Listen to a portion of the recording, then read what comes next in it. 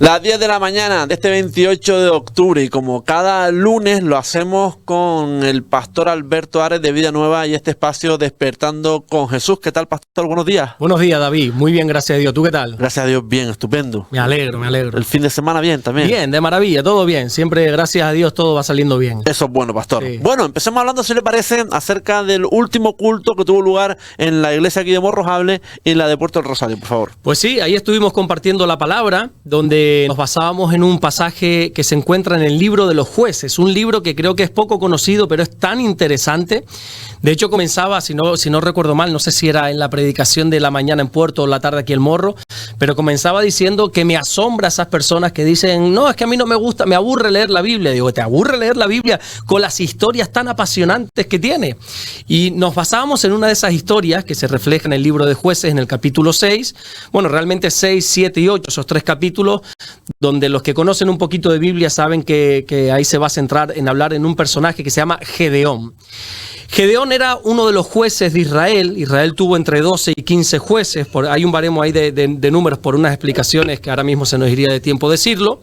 Y te voy a explicar rápidamente qué eran los jueces. Mira, el libro de los jueces es una transición que hay desde la muerte de Josué, que era el sucesor de Moisés, la muerte de Josué con el primer rey de Israel, que fue Saúl. Y en ese tiempo fue más o menos unos 3, 4 siglos, no hay una edad, una cantidad de años concreto, pero se calcula que entre 300 y 400 años, la Biblia dice que el pueblo de Israel, como no tenía rey, hacía lo que bien le parecía.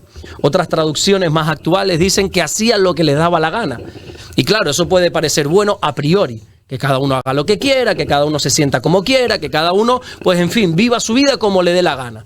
Vuelvo y repito, puede parecer bueno a priori, pero rápido vienen las consecuencias. Y el libro de los jueces nos lo demuestra. El libro de los jueces es totalmente un bucle, una espiral, un círculo donde no hay salida, donde siempre sucede lo mismo. ¿Qué es lo que sucede? Pues vemos la bendición de Dios sobre su pueblo. Esa bendición traía un bienestar espiritual, un bienestar físico, un bienestar económico. Y suele pasar siempre, David, que cuando uno está bien delante de Dios, Dios lo tiene bendecido de los pies a la cabeza. No sé por qué algunas personas lo que tienden a hacer es a bajar la guardia. Bajan esa guardia espiritual, ya no hay como esa necesidad de buscar a Dios tan intensamente. Total, mi familia está bien, mi matrimonio está bien, mi salud está bien, mi economía está bien. No tengo como ese incentivo, por así decirlo, de buscar a Dios.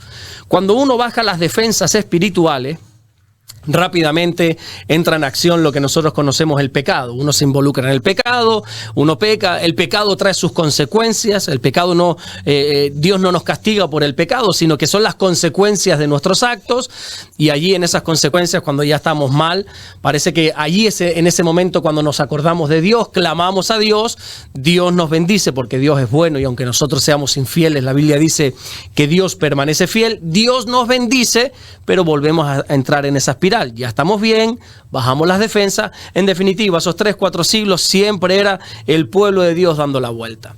En este caso, en Jueces capítulo 6, comienza diciendo que los hijos de Dios, el pueblo de Israel, hizo lo malo ante los ojos del Señor. Por lo tanto, el Señor los tuvo que corregir, los tuvo que castigar, y los subyugó bajo los madianitas. Los madianitas era un pueblo que descendía de Madián. Explicábamos quién era Madián y todo.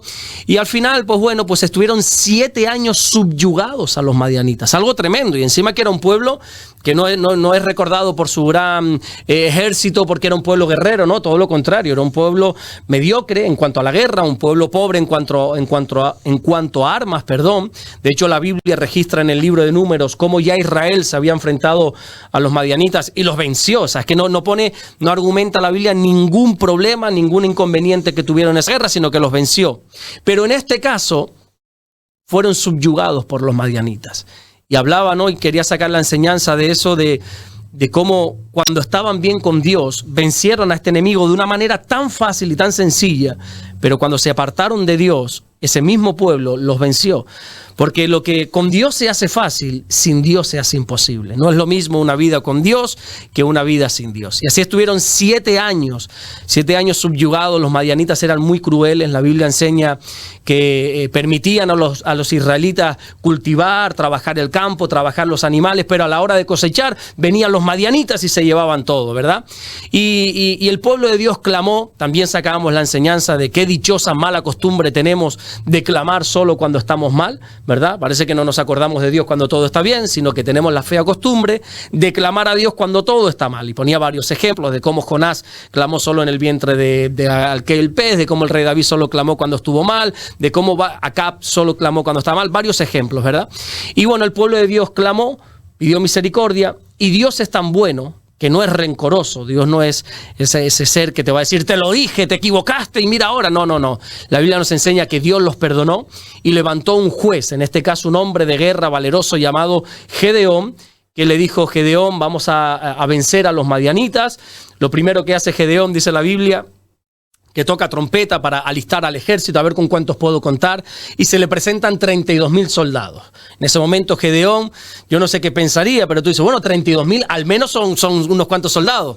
No, son muy poquitos porque los madianitas se habían juntado con los amalecitas, con los hijos del oriente, dice la Biblia, y eran como 300 y pico mil soldados para 32.000 y cobardes, estaban subyugados. Y Gedeón con esa mala noticia diciendo, madre mía, ¿cómo voy a enfrentar yo 32.000 contra 300.000? Y el Señor, ¿sabes lo que le dice? No, eso es mucho pueblo. Yo no quiero que vayas con tantos, no vaya a ser que al ir y venzas, el pueblo de Israel se alabe a sí mismo diciendo mi mano me ha salvado. Entonces le dice, vamos a eliminar primeramente a los miedosos. Dios le hizo a Gedeón llevar a todos esos 32.000 a la fuente de Arot, dice la Biblia. Arot significa terror, pánico, temor, donde ya tenían muy cerca al enemigo, donde ya desde ese lugar, desde esa fuente de Arot, ya podían ver a los madianitas. Así que imagínate ya aquellos 32.000 ya temblando, se habían acercado demasiado, y en esa fuente de Arot, Gedeón les pregunta a los 32.000, ¿cuántos tienen miedo? Los que tienen miedo que se vayan. Y se fueron 22.000, dice. 22.000. 22.000. El 68% del ejército eran unos cobardes. También sacamos la enseñanza de que a veces somos muy valientes de lejos, pero cobardes de cerca, ¿verdad? Y que tenemos porque solemos decir a las personas que están pasando por pruebas, no, yo en tu caso haría esto, en tu caso haría lo otro. Bueno, ponte en mi lugar, ponte en mi lugar, que quizá tú no has venido a la fuente de Arot, quizá tú no tienes miedo como lo estoy teniendo yo, y hay que saber actuar. Bueno, lo cierto es que el Señor desechó a 22.000 personas. Gedeón, yo me lo imagino, la Biblia no lo dice, y yo siempre digo, lo que la Biblia no dice, usted no lo invente. Pero yo me imagino por un momento a Gedeón llevándose las manos a la cabeza, diciendo, si ya éramos poco 32.000, imagínate, ¿qué vamos a hacer con 10.000? O sea, ya los números no dan, somos 10.000 contra 300.000. Y el Señor le vuelve a hablar a Gedeón y le dice, aún es mucho pueblo. Ese es mucho pueblo, Gedeón, para salvar a los israelitas. Y entonces Dios le pide algo bastante extraño a Gedeón, donde incluso las interpretaciones, las personas estudiosas, teólogos, las personas que realmente valoran y estudian la Biblia, se dedican a ello, en este caso no se ponen muy de acuerdo de por qué Dios pide eso, porque les dice, diles que estos 10.000 desciendan a las aguas y vas a observar cómo beben agua. Y vas a formar dos grupos. De estos 10.000 vas a formar dos grupos. Aquellos que al descender a las aguas beban el agua como si fueran perros, lamiendo el agua, a eso me los vas a poner aparte. Y aquellos que al descender a las aguas se arrodillen y beban agua como si no hubiera un mañana, a eso me los vas a poner aparte también. Vas a formar dos grupos.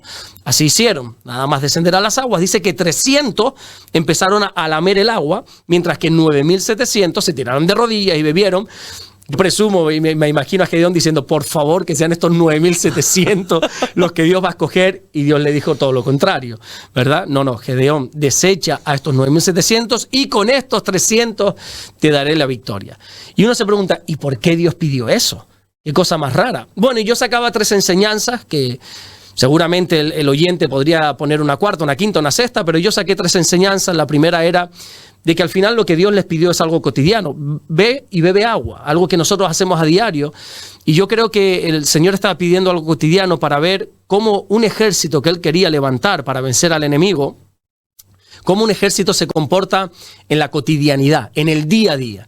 Porque Dios no puede levantar un ejército con personas que el domingo a la hora del culto, a la hora de la iglesia, parecen santos, inmaculados, sin fallos, sin defecto ninguno, pero de lunes a viernes, como dijo un pastor de Sudamérica, no recuerdo ahora su nombre completo, él decía que hay creyentes que se comportan como verdaderos hijos del Señor los domingos, pero como verdaderos huérfanos de lunes a sábado. Y hay gente así que en su día a día no viven conforme a su fe.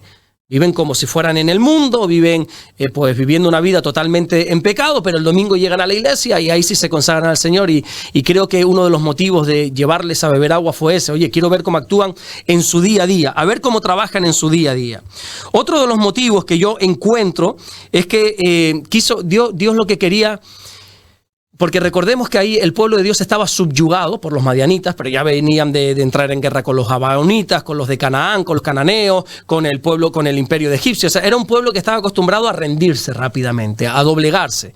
Entonces, por eso Gedeón le dijo, mira, Dios le dijo a Gedeón, aquellos que al llegar a las aguas se arrodillen para beber, deséchalos. Porque lo que Dios no quiere es que el creyente se doblegue tan fácilmente. Que el creyente doble sus rodillas ante el primer problema que había. O sea, nosotros no podemos doblegarnos, no podemos entregarnos a la primera tentación que venga. Uno se tiene que mantener firme aún en medio de los problemas. Pablo le dijo a los Corintios en el capítulo 15, versículo 58, estar firmes y constantes, creciendo en la obra del Señor siempre. Uno no puede ser un cristiano de doble ánimo, ¿verdad? De hecho, los cristianos de doble ánimo, la Biblia habla de que no pueden recibir nada, son como las olas, o vienen, van, hoy están, mañana no están, ese cristiano que va el domingo y luego está 3 meses sin ir, o ese cristiano que lo que quiera que sea, y Dios dice, con esta gente que se arrodilla tan fácilmente ante el enemigo no podemos.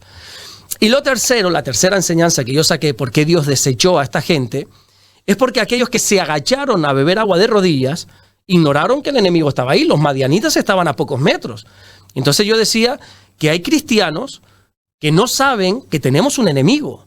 La Biblia presenta al enemigo, a Satanás, al diablo, como un león rugiente que está buscando a quien devorar. Y hay gente que vive su vida que no pasa nada, ignorando las maquinaciones de Satanás, como dice Pablo, y entonces con razón Satanás les gana ventaja. Bueno, en definitiva estábamos hablando de que Dios quiere levantar un ejército en medio de estos tiempos y necesita gente comprometida, gente que no se doblegue, gente seria y gente que entienda que estamos viviendo unos tiempos muy difíciles y que nosotros tenemos que ser unos creyentes verdaderos, hombre.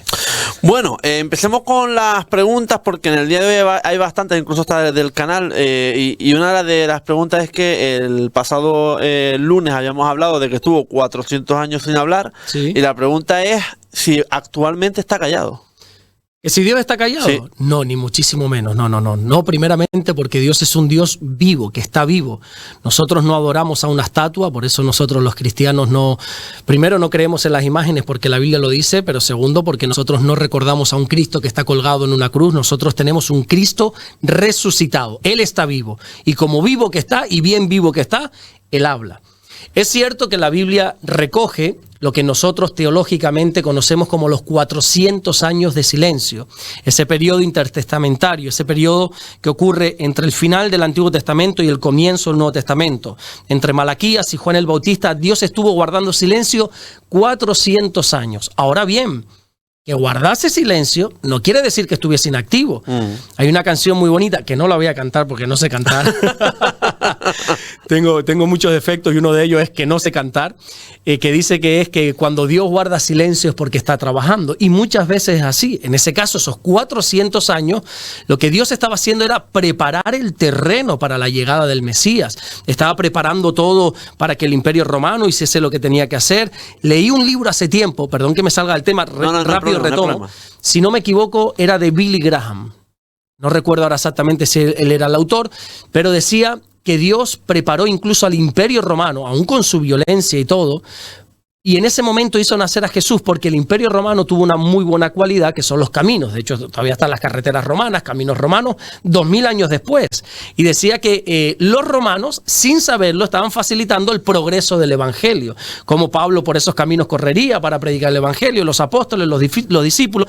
En definitiva, en esos años de silencio, es verdad que Dios no habló, no hay una profecía que se registre en esos 4 siglos de tiempo, pero Dios estuvo trabajando. Y aparte, la palabra de Dios estaba vigente. Que Dios no nos hable en un momento dado de nuestra vida no significa que Dios esté ausente. Dios está, su palabra sigue estando, ¿verdad? Pero en ese momento está guardando silencio. Hoy Dios sigue hablando. Hay una carta muy interesante en la Biblia, que es la carta a los Hebreos, no sé si la has leído. No. Muy bonita, es preciosa esa carta, una de las pocas cartas que no se conoce su autor, se desconoce, algunos dicen que fue Pablo quien la escribió, otros dicen que fue Pedro, no se sabe quién es el autor, no es tan importante el autor, lo importante es lo que pone, y esa carta empieza diciendo que en la antigüedad Dios habló de muchas maneras, a través de muchos profetas, pero en estos últimos tiempos que estamos viviendo, Dios nos habla a través de Jesús, Dios nos habla a través de su palabra, así que Dios a día de hoy habla clarísimamente. Hay personas, el lunes precisamente me escribía una mujer, el lunes pasado, y me decía, que creo que ve las entrevistas, ella es de Suiza, y me decía que su pastor habló de cómo oír la voz de Dios. Y ella me decía, hombre, pastor, yo estoy un poco frustrada porque nunca he escuchado la voz de Dios. Y yo le dije, bueno, si te sirve de consuelo, yo tampoco. Yo nunca he escuchado audiblemente, David, honestamente te lo digo, nunca he escuchado la voz de Dios. Sé de personas que dicen que sí, que la han escuchado, que Dios le ha hablado audiblemente, a mí no. Y uno dice, bueno, ¿y cómo te habla a ti Dios? Bueno, a mí me habla Dios a través de la palabra. Me habla mucho a través de las predicaciones, ¿verdad? En una predicación yo siento cuando Dios me quiere decir algo. A través de la cotidianidad Dios habla mucho. Lo que pasa es que uno tiene que ser sensible a la voz del Espíritu Santo. La Biblia dice en diferentes pasajes, si oyeres hoy su voz, no endurezcas tu corazón. Y el corazón se endurece por el pecado, es decir, que cuando uno está en pecado no puede escuchar a Dios. Dios habla, me he enrollado mucho, pero la respuesta a la pregunta, ¿Dios sigue hablando a día de hoy? Por supuestísimo que sí. Yo lo dije desde el primer programa, es decir, había el primero de los espacios, me decían que interrumpía mucho al pastor, digo, pues voy a estar calladito y yo escuchar, como dicen a los niños, ver, oír y callar, pues igual, esto es igual, ¿no? Bueno, otra de las cuestiones, pastor, es que ¿cuál ha sido o cuál es el último evangelio? Bueno, el último evangelio, ¿te refieres a cuál fue el último evangelio en escribirse? Correcto. Si vamos por cronología, el último evangelio en escribirse fue el del apóstol Juan. Juan fue el último evangelio en escribirse. El primero, si no recuerdo mal, fue Marcos. De hecho, hay una cualidad entre los otros tres, Mateo, Marcos y Lucas. Se llaman los evangelios sinópticos. Eso, si algún día te da por estudiar teología, vas a estudiar una asignatura, se llama los evangelios sinópticos. Sinóptico significa similar. Son evangelios muy similares, estos tres, porque Marcos fue el primero en escribirse y se dice que tanto Mateo como Lucas se reflejaron o se apoyaron en este evangelio para escribir el suyo.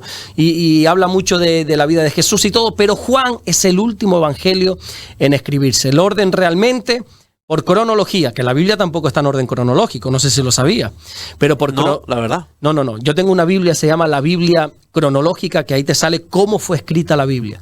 Por ejemplo, los Salmos, nosotros tenemos el libro de los Salmos seguidos, pero los Salmos ocurrieron en diferentes épocas.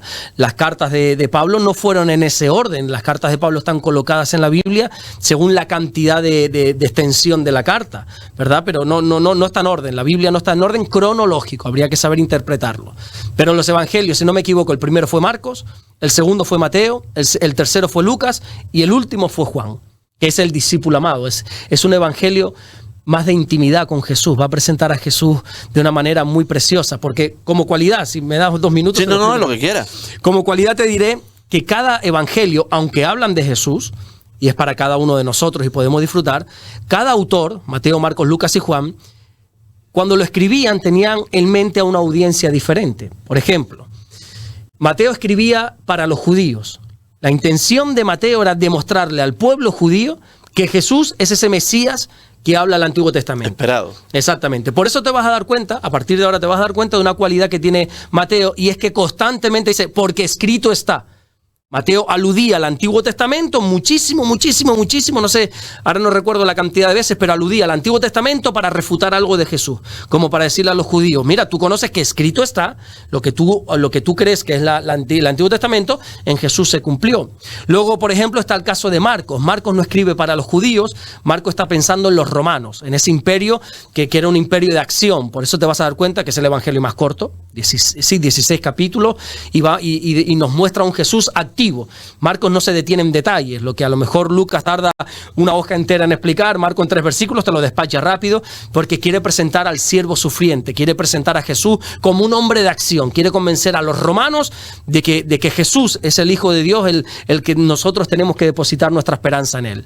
Luego Lucas, que si Dios mediante tenemos tiempo después hablamos de él, Lucas escribe para los gentiles, para esa gente que no es judía y más bien se enfoca en los griegos. Los griegos le daban mucho énfasis al culto del cuerpo, al conocimiento, a la sabiduría.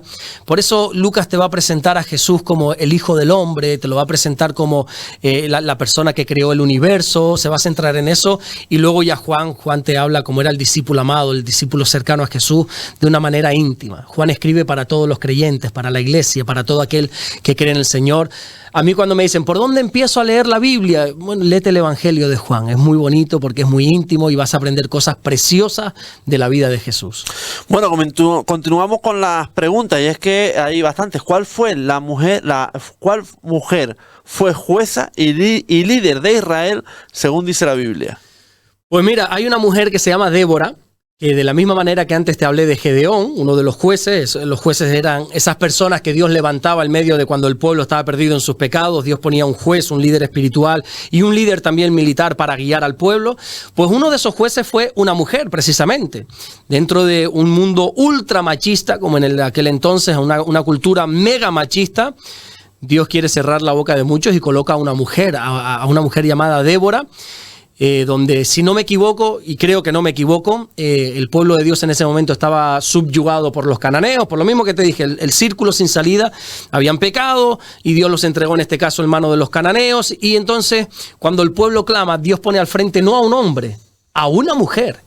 Es la única jueza o la única juez de Israel, que aparte era profetisa, dice la Biblia. Dios la usaba mucho para dar palabras proféticas, y esta mujer se hace acompañar también de otro hombre que se llamaba Barak, pero le dice, mira, vamos a vencer a los cananeos, pero que quede constancia que fue una mujer quien trajo la victoria. Ella quiso reflejar que fue una mujer. Quiero que se refleje, quiero que se recuerde por siempre que fue una mujer quien liberó al pueblo de Israel. Barak, tú no te vas a llevar la gloria es para Dios, pero aquí se tiene que recordar que una mujer liberó al pueblo de Israel. Y es algo muy bonito que milenios atrás, en un mundo tan mega machista, Dios escogiese una mujer para liberar a su pueblo. Amén. La verdad que muy bonito fue esa historia. Muy bonita, sí, la verdad que sí. Bueno, ¿a quién llamó Pablo nuestro compañero de lucha? Porque es una pregunta también que me comentaba que... Sí. Hay que ver las preguntas, ¿eh? Sí, hay que ver las preguntas porque curiosamente creo que solo sale en un versículo eso, que se lo dice Pablo, el apóstol Pablo, a un compañero de aventuras, de milicia, de lucha, como sale específicamente en la Biblia, que se llama Epafrodito. Menudo nombre, ya me dirás tú. Menudo nombre. Si quieres nombres bonitos, a la Biblia no vayas, porque hay cada nombre. Hay nombres bonitos también, pero luego los nombres que se ponían en la antigüedad, madre mía, por favor. Pues a este hombre, Epafrodito, donde hay un versículo que si no recuerdo mal está en Efesios, donde Pablo halaga mucho a este hombre, le llama amigo, le llama hermano. Epafrodito fue una de esas pocas personas, si no recuerdo mal, la única persona que permaneció al lado del apóstol Pablo hasta el final de sus días. Cuando todos la habían abandonado, este hombre permanecía fiel. Fue una persona que curiosamente, como dato curioso, la Biblia enseña que casi se muere de una enfermedad, pero Dios tuvo misericordia de él y lo sanó.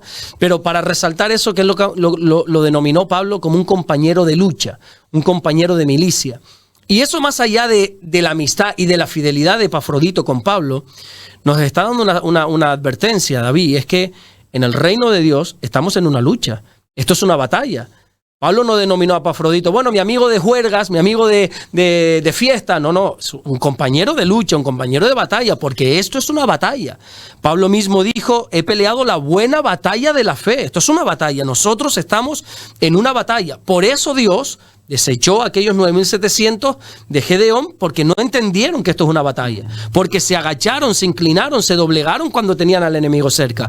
David, estamos en una batalla entre el bien y el mal, pero ya no quiero que nuestra mente, que también, pero que nuestra mente se imagine una película, una batalla externa. No, es interna. Tenemos una batalla interna, que es lo que la Biblia llama la vieja naturaleza y la nueva naturaleza.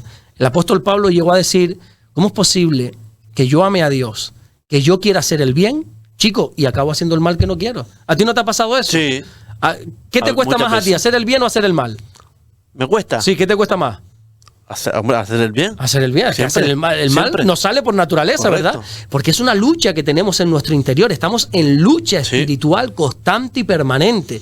Al final Pablo llega a una conclusión que dice, ahora entiendo por qué quiero hacer el bien y acabo haciendo el mal, porque el mal, el pecado mora en mí, está dentro de mí y tengo que aprender a someterlo a través del Espíritu. Pero lo llama así para resaltar una virtud de Epafrodito, pero también para recordar a la iglesia que esto es una lucha, que el cristianismo no es un juego, que aunque algunos han hecho de esto, bueno, pues una creencia, una religión. Esto no es ni religión, ni creencia, ni nada. Esto es una lucha, una batalla espiritual que todos los días batallamos los creyentes. Amén. Bueno, pastor, hablemos de personajes bíblicos.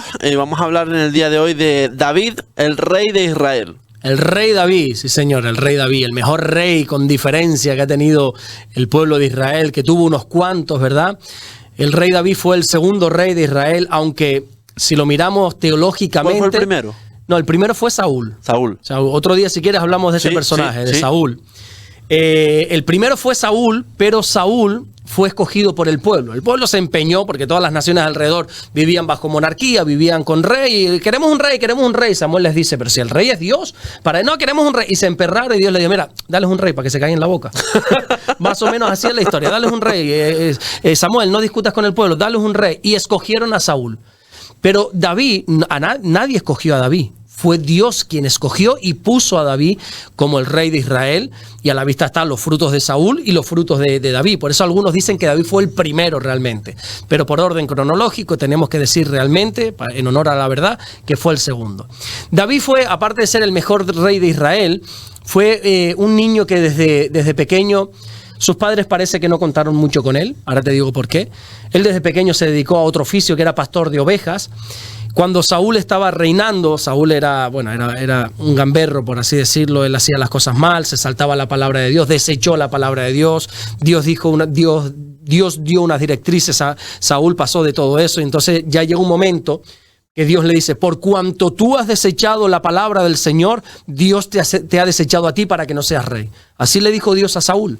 Y entonces Samuel, que era el sacerdote de aquel momento, le dice a Dios, bueno, ¿y ahora quién va a gobernar? Dice, no, yo ya me he provisto de un rey, le dice Dios. Ve a la casa de Isaí y allí uno de sus hijos será el rey de Israel. Entonces Samuel coge su cuerno de aceite para ungir. Se va a casa de Isaí y le dice, mira Isaí, que Dios me ha dicho que uno de tus hijos va a ser el rey, sácame a todos tus hijos. Y entonces le pone un desfiladero de hijos, no sé si hicieran 7 o 11, ahora me van a pillar, me van a acribillar en los comentarios, o bueno, o los que realmente están en el espíritu me van a ayudar, no sé si eran 7 o 11 hermanos, y los ponen ahí, y entonces Samuel iba a ungir al primero y Dios le dice, este no es. Va al segundo, este no es. Tercero, cuarto, y hasta el último, este no es.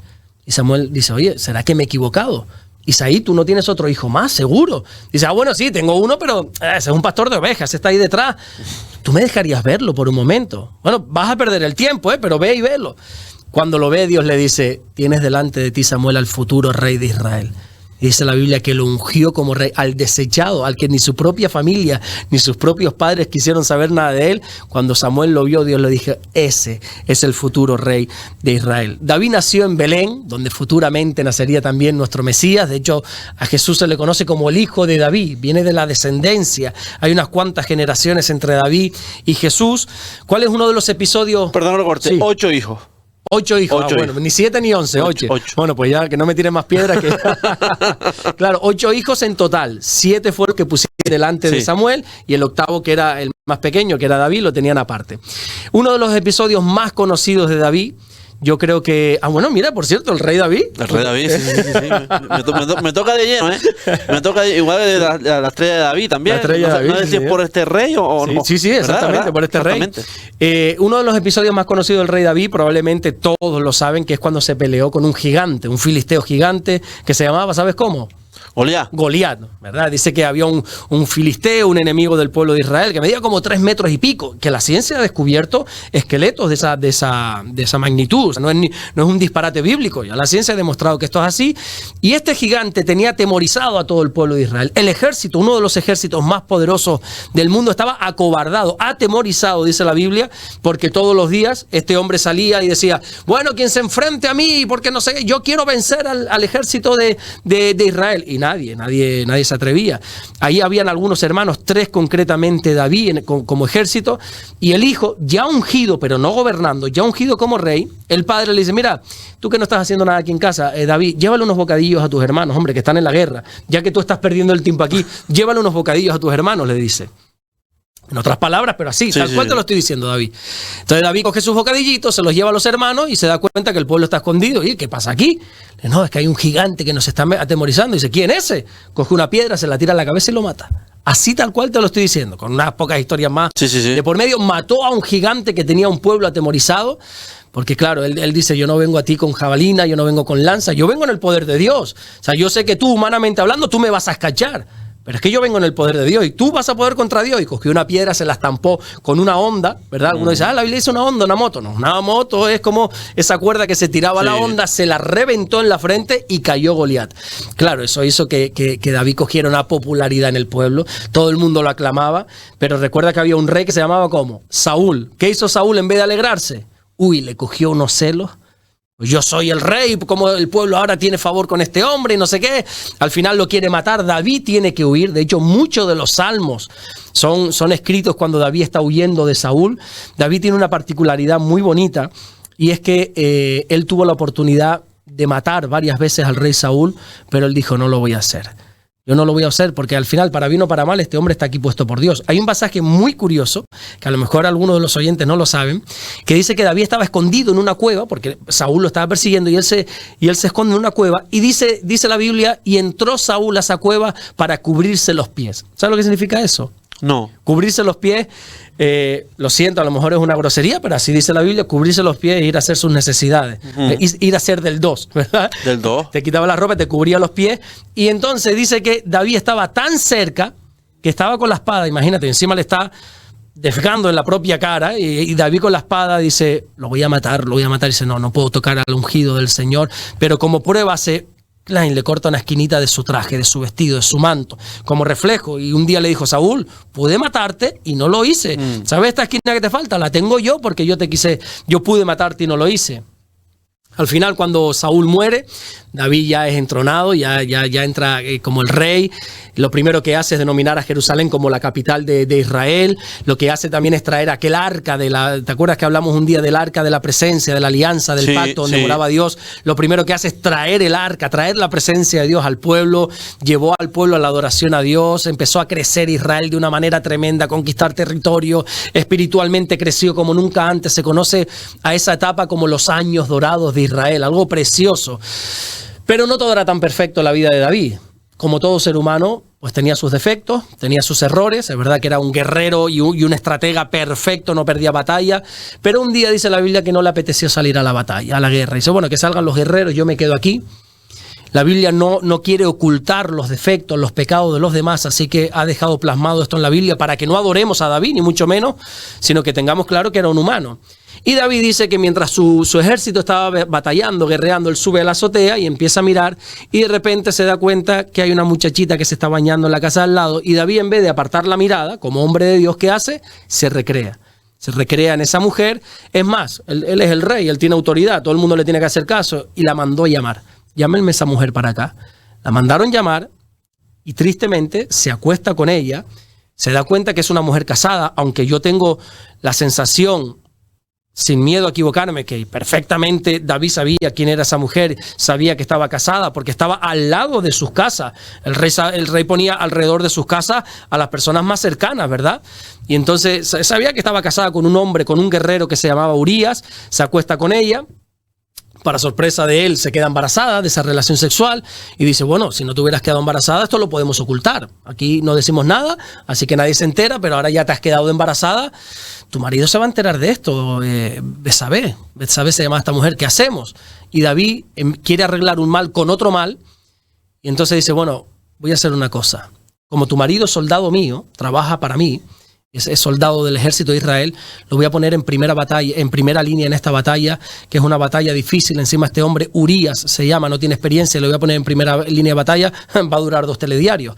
Efectivamente, lo pone en primera línea de batalla, muere, y entonces dice, como dicen por ahí, muerto el perro se acabó la rabia, pensaba David, nada más lejos de la realidad. David pensaba que ya nadie se iba a enterar, ya Betsabé está libre, yo ya puedo estar con ella, se quedó embarazada después, nadie sabe nada, pero Dios usó a un hombre, a un profeta llamado Natán, para que le dijera a David: lo que el hombre no ha visto, yo lo he visto, y yo he visto este pecado.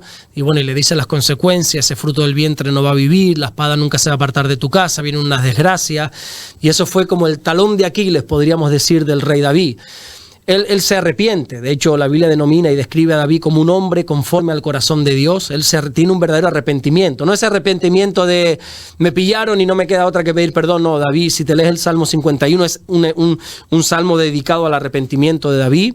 Dios lo restaura, pero siempre le quedó esa espinita, ¿verdad? Y al final, cuando Dios le dijo a través del profeta Natán: la espada no se separará de tu casa, bueno, vemos como la familia de David fue un desastre. Uno de sus propios hijos le quiso hacer como quitarle del trono, se acostó con las concubinas de su padre frente a todo el pueblo. Bueno, un desastre total. Al final murió este hijo, Absalón se llama. Y David, bueno, pues gobernó 40 años muy buenos en Israel. Lo hizo muy bien fuera de casa, pero muy mal dentro de casa. La verdad que es una historia interesante. Y es una historia porque después de Jesús, David es el personaje más extenso de la Biblia, del que más se habla. O sea, te he intentado resumir esto, no sé, en 6 minutitos quizá, pero podríamos estar aquí programas enteros hablando de David, de historias de David, alucinante. Es un personaje apasionante, de verdad, ¿eh? Bueno, continuamos hablando de personajes bíblicos y esta vez vamos a hablar de Esteban, considerado el primer mártir cristiano. Exactamente, Esteban. Pues mira, te voy a poner en contexto. La iglesia estaba creciendo a una velocidad vertiginosa. Date cuenta que cuando el Espíritu Santo es derramado por primera vez en aquel aposento alto, solamente habían 120 discípulos y Pedro es como que toma la batuta en ese momento, lleno del Espíritu Santo, se pone en pie, predica y se convierte en nada más y nada menos 3.000 personas de golpe al Señor. Luego en otra predicación 4.000. O sea, la iglesia estaba creciendo de una manera tan rápida que llegó un momento que el trabajo a los apóstoles se le desbordó. De hecho, hubo un problema porque hubo una medio crítica ahí en la iglesia entre unas mujeres que a una le servían más comida que a otra y le van con este cuento, con este chisme a Pedro y Pedro dice: mira, es que yo no tengo tiempo para esto. O sea, ¿tú crees que yo con todo lo que tengo, yo estoy ahora aquí para servir las mesas? Yo estoy dedicado a la oración y a la palabra. Mira, esto se nos está yendo las manos. Así que toman una sabia decisión que es: vamos a establecer unos diáconos. Diáconos significa servidores. Los apóstoles deciden que tienen que formar un equipo de trabajo, unos diáconos, que tienen que tener 3 cualidades. La primera cualidad, para que seas un servidor de Dios, tienes que tener un buen testimonio. Los apóstoles dicen: no cualquiera puede servir al Señor, no puede venir uno aquí a servir cuando en la calle tiene un testimonio pésimo, paupérrimo, o sea, no puede ser. Segundo, tiene que ser lleno de sabiduría, tiene que ser un hombre sabio, porque las cosas en Dios no se tratan como en el mundo se trata, aquí se trata de la sabiduría de Dios. Tercero y más importante, tiene que ser lleno del Espíritu Santo.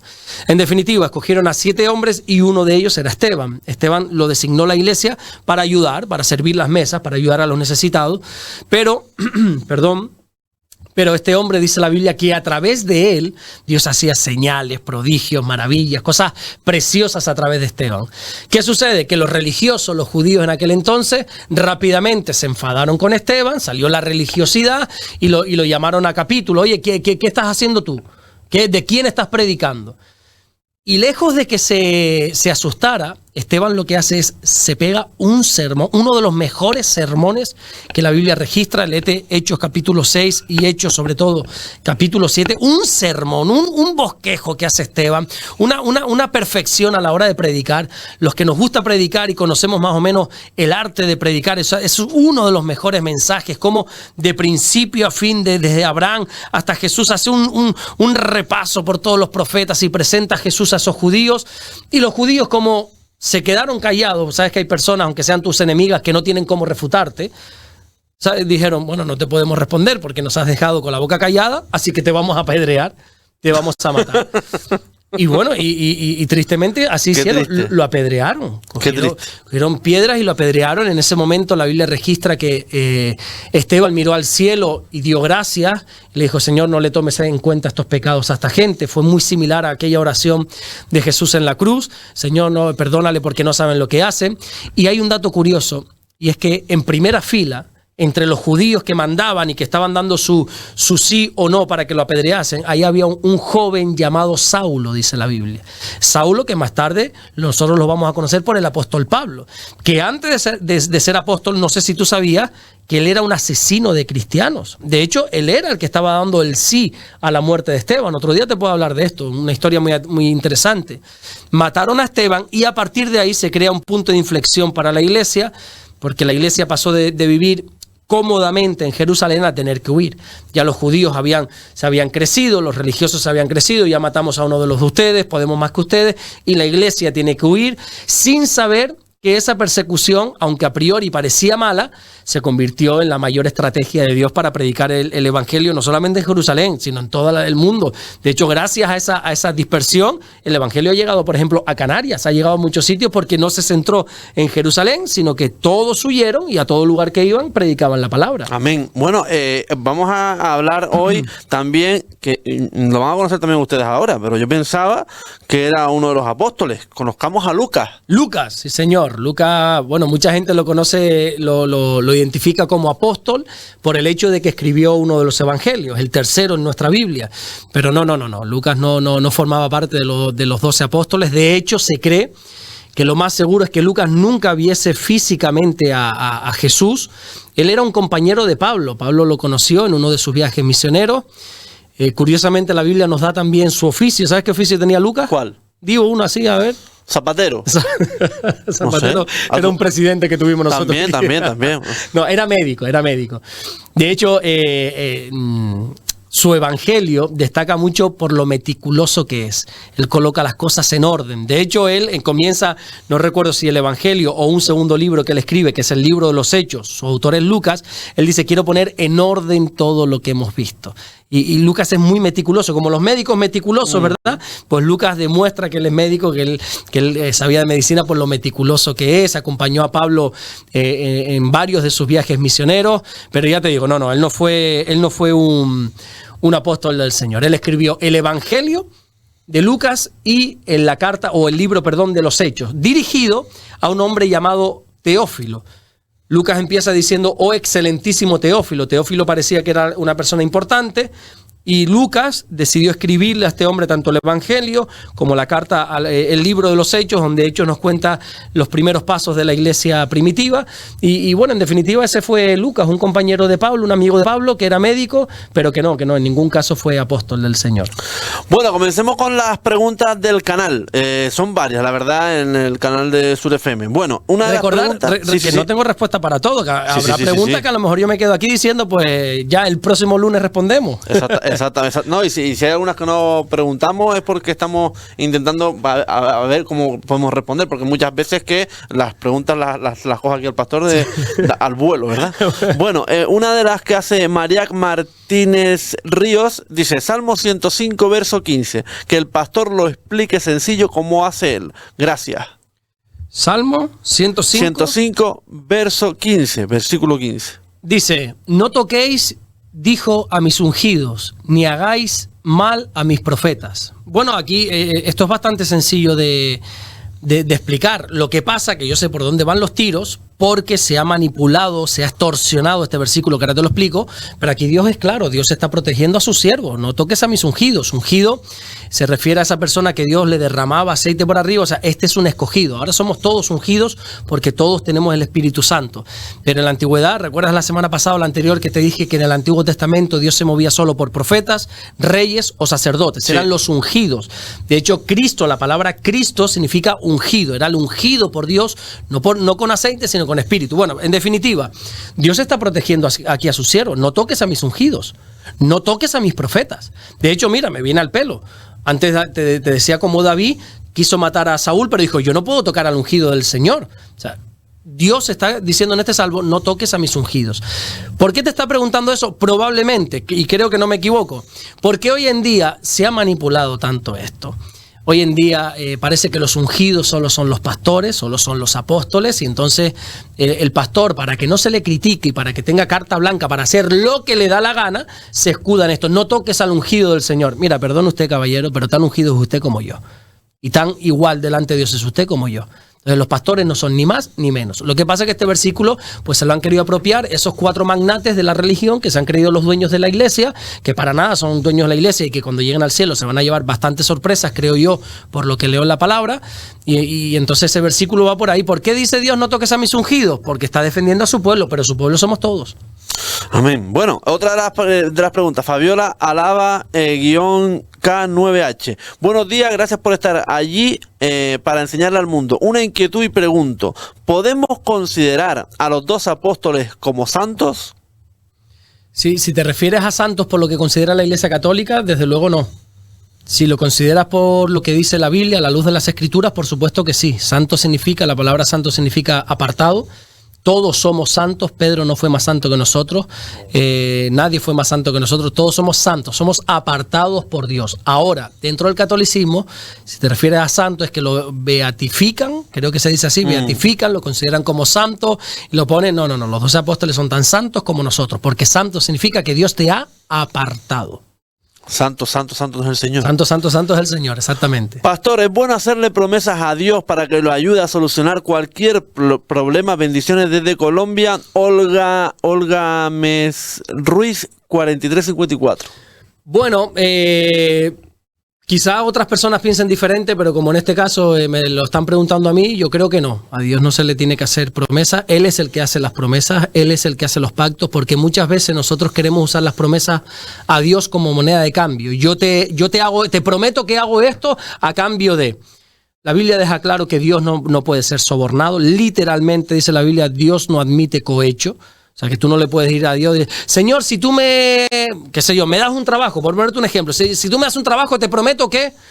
Dios podría decir, mira, mi niño o mi niña, o sea, yo sigo siendo Dios con eso o sin eso, o sea, quien vas a ser bendecido eres tú. O sea, intentar comprar a Dios con promesas o algo, no. Las promesas las da Dios en su palabra. Nosotros no tenemos que ponerle condiciones a Dios y no lo vamos a sobornar, no vamos a hacer cohecho contra Él. Decir, si yo hago esto, tú... No, eso no es así. Olga Gómez Ruiz, 4354. Ahora sí lo dije bien. Bueno, Adela Beatriz Betancourt, día 2214. Felicitaciones por el programa. No lo he podido ver en directo por la diferencia de horas con mi país. Si es posible, preguntar al pastor Alberto sobre el canto del gallo, que explique un poquito más de qué se trata, porque sabemos que no era un animal, pero que haga bien la explicación. Bendiciones para todos. Saludos desde Uruguay. Qué bueno, ahí en Uruguay, tengo un muy buen amigo uruguayo que se llama Alfonso. Bueno, ella personalmente sabe que el cantar del gallo no era un animal, pero la gran mayoría de las personas piensan que cuando Jesús le dijo a Pedro, antes de que el gallo cante me negarás 3 veces, consideran esto como un animal. No es un animal. Hay un versículo en la Biblia, lo tengo por aquí, Marcos 13:35, fíjate qué interesante, dice, velad pues, porque no sabéis cuándo vendrá el Señor de la casa, si al anochecer, o a la medianoche, o al cantar del gallo, o a la mañana. El pueblo de Israel, bueno, el judaísmo en sí divide la noche en 4 vigilias, y parece ser que el cantar del gallo era la tercera vigilia, se le denominaba así, aquí sale así como la tercera vigilia, y antes de entrar esa vigilia, que esta es de 3 de la mañana a 6 de la mañana, se tocaba una trompeta para decir, ya hemos cambiado de vigilia, ya los guardianes del templo también se cambiaban, y bueno, y pasaban también cosas, y se cantaba, se tocaba lo que se conoce como el cantar del gallo para entrar en esta tercera vigilia, que es eso, un sonido de trompeta para anunciar que se ha cambiado de vigilia. No es un animal, que una gallina que cantó, no, las gallinas cantan más tarde de las 3 de la mañana. No fue una trompeta que se tocó porque se conocía así por cambio de vigilia. Bueno, Nelia Escalante-Z3L dice, Hebreos primero, porque los ángeles son solamente espíritus que sirven a Dios y Él los envía para ayudar a toda la gente que Dios habrá de salvar. Comenta que el verso 13, así también lo indica, bajo su criterio, de acuerdo a mi Biblia, el lenguaje actual, nosotros como cristianos debemos saber que los ángeles solo obedecen a Dios. Nosotros no estamos autorizados sino para orar, pedir, llamar o hablar a Dios. Jesús nos lo dejó claro en Mateo 7:7, por tanto, eso de celebrar fiestas a los ángeles, o aquellas costumbres que nos enseñaron nuestros padres de niños, que al levantarnos recemos juntando las manos y diciendo ángel de mi guarda, dulce compañía, no es correcto, pues hemos conocido la verdad que es Cristo Jesús y solo Dios tiene el poder de enviar algún ángel para ayudar a todo aquel que ha decidido salvar. Este es un programa maravilloso. En mi caso doy gracias a Dios por el pastor Alberto y por este chico que hace este instructivo y edificante programa. Gracias, muchas gracias. Ya digo, el usuario Nelly Escalante-Z3L. Pues sí, efectivamente tiene razón esta mujer, creo que es una mujer, Nelly. Nelly sí. Escalante, sí. Los cristianos no oramos ni adoramos a los ángeles, de hecho hablábamos la semana pasada, creo que los tiros van por la, ¿te acuerdas que hablamos del arcángel Miguel de las fiestas de Tuineje? Y yo expliqué que nada que ver, nosotros solo adoramos a Dios, nosotros solo oramos a Dios, y los ángeles, como viene y está diciendo en la carta a los hebreos, dice que son ministradores de los herederos de la salvación, son servidores nuestros, pero que nos sirven, como bien dice ella, ordenados por Dios. Nosotros no tenemos ni la autoridad ni la potestad para ordenar a un ángel, para mandar a un ángel. Hay por ahí alguna teología un poco extraña que sí enseña que podemos hablar con ellos y todo, disparates total. Nosotros a nuestro Dios solo adoraremos y a Él solo serviremos. Otra de las cuestiones, pastor, Héctor Fabio Muñoz Parra 4920. Quiero que me explique por qué no me quedó muy claro en lo que hablaron de que si Dios creó al primer hombre, Adán y Eva, ¿por qué dice el pastor Alberto de que ya existía más gente? No, yo no dije que ya existía más gente. Yo dije las dos versiones que hay.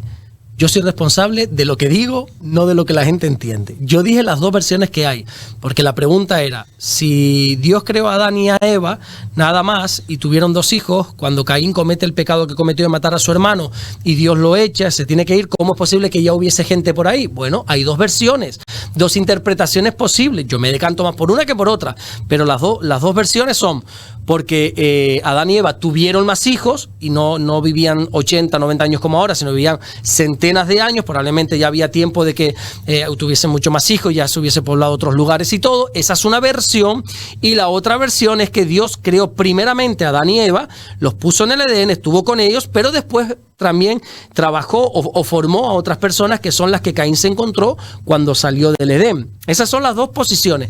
Yo no dije que ya Dios, no sé qué es lo que dice. No, yo he dicho las dos versiones, dos posibilidades que hay. Que decía que ya existía más gente. Que ya existía más gente. Bueno, es una de las versiones, exactamente, pero yo no afirmé ni desafirmé nada. Y ahora que acaba de comentar que se inclina más por una que por otra, ¿por cuál se inclina más? Yo creo que la lógica, creo, pero es que hay buenos argumentos para los dos, porque hay un versículo que me podría refutar muy fácilmente, pero creo que la lógica puede ser que nos lleve a esta segunda opción. Dios creó a Adán y Eva, los puso en el Edén, trabajó con ellos, con el primer ser humano, ¿verdad? Y también creó a otras personas en otros lugares, ¿verdad? ¿Por qué te digo que es fácil de refutar mi postura, mi creencia? Porque hay un versículo que dice, por cuanto el pecado entró al mundo por un solo hombre, por Adán. Pero claro, no nos olvidemos que efectivamente fue por Adán, del linaje de Adán vino Noé, y de Noé comienza todo de cero. Puede ser que, es verdad que el pecado entró por un solo hombre, dando a enseñar como que solo hubo un ser creado, lo demás fueron reproducción de las personas, pero vuelvo y repito, Noé es del linaje de Adán, y con Noé vuelve a empezar de cero porque el diluvio destruyó a toda persona y todo esto. Bueno, la última, porque se nos va el tiempo encima, Isabel Sánchez-E 4Y. Ayer conocí a una señora y me platicó que ella ya vio la luz, se enfermó de dengue hemorrágico y dice que es como un túnel al final. Se vio la luz, pero los monstruos la jalaban y ella en su inconsciente dijo, el Señor es mi pastor y nada me pasará. Y que sale un ángel blanco alto y la rescató. ¿Qué significa esto, pastor? Pues no sé, la verdad que no tengo ni idea de lo que significa. Lo cierto es que muchas personas que han estado en el umbral de la muerte a punto de morir, qué curiosidad, pero te hablo de creyentes y no creyentes, casi todos coinciden como en esa visión de un túnel oscuro, una luz al final, y muchos coinciden en eso, en que como que la luz le llama, pero hay unos, ella lo denomina como monstruos, creo, otros como demonios, como que no quieren, y hay una lucha espiritual. Es muy curioso que hay miles de testimonios de esto, y gente incluso no creyente, ¿verdad? Que cuando yo muero y veía esa luz, sí, total. Personas que trabajan con gente que ya está para partir al Señor, han dicho que es muy diferente ver morir a un cristiano, a una persona con esperanza y a un no creyente. La paz que se siente en el momento, de hecho, por ejemplo, mi cuñado se murió en los brazos de mi mujer y se murió cantando alabanza. Mi mujer Damaris sabía que ella se iba a morir, él era creyente, un buen creyente, por cierto, él nos ayudó mucho el día de mi boda, bueno, lo queríamos muchísimo, y ya sabiendo que se iba a morir, mi mujer empezó a cantar una de sus canciones favoritas al Señor, una alabanza, y así dice que mi mujer me dice, se murió cantando al Señor, Carlos se murió cantando al Señor, adorando al Señor. Fue una muerte tranquila, no de esas agónicas y todo. Entonces hay mucha diferencia entre una persona que muere en Cristo y una persona que muere sin Cristo, pero aún así todos, aún los no creyentes, coinciden curiosamente en esa luz que ven al final del túnel. ¿Qué significa? Pues chicos, honestamente no lo sé. Probablemente es esa batalla que todos vamos a enfrentar después. Cuando nosotros cerremos los ojos aquí, algunos piensan que ya se acabó todo. Allí empieza todo. Tú los cierras aquí y los abres allí. Tu cuerpo se queda, ese estuche, ese envase, venimos del polvo, del barro, Dios nos formó del polvo y al polvo volveremos, pero nuestro espíritu y nuestra alma van a otro lugar, a un lugar que se llama eternidad.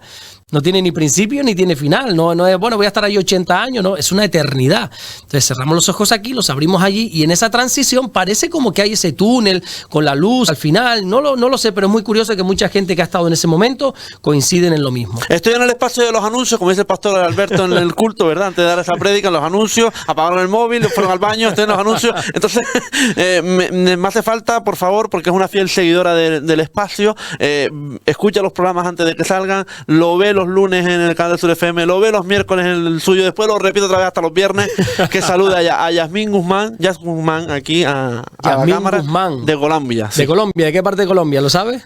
Pues ahora mismo creo que de Cali. No he estado ahí, he estado 2 veces en Colombia, pero ahí en Cali no. Yasmín, Dios te bendiga, Dios te guarde, qué bueno que puedas ver las entrevistas. Si estás siendo edificada a través de estas entrevistas, pues mira, dale gloria a Dios y nosotros, tanto David como yo, nos alegramos muchísimo.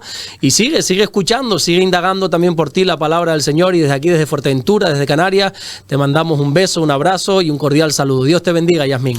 Y recuerda que suscríbete al canal porque cada día somos más, de verdad. Gracias por suscribirte, dale a like, dale a la campanita y demás para que no te pierdas absolutamente nada de lo que sucede en Sur FM. Pastor, de verdad, muchas gracias. No, gracias a ti, David, por este espacio que creo que eres muy valiente, te lo he repetido muchas veces, muy valiente por tenerlo en tu radio. Y seguiremos. Llevamos 5 meses, si lo hacemos por 4-4, el programa número 20 en el día de hoy, bueno. Y a seguir. Casi una hora ya. Dios te bendiga, David. Dios te bendiga, pastor. Hacemos un altito en el camino y nada, seguimos con más información en Sur FM en el día de hoy. No te vayas, hasta ahora.